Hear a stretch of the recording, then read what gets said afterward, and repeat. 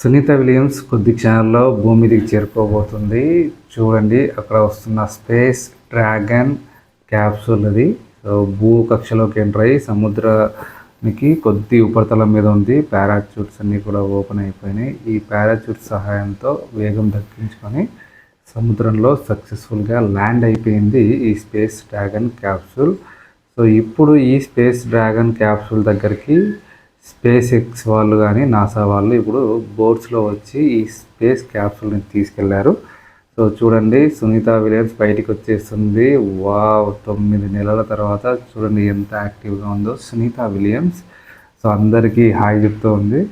9 నెలలు, 9 రోజుల కోసం అని వెళ్తే 9 నెలలు స్పేస్ స్టేషన్లో అంతరిక్ష కేంద్రంలో ఉంది. సో వరల్డ్ రికార్డు కూడా సెట్ చేసింది. ఒక భారతీయ సంతతికి చెందిన ఆమెగా మన అందరం చాలా గర్వపడాల్సిన విషయం ఇది. సూపర్.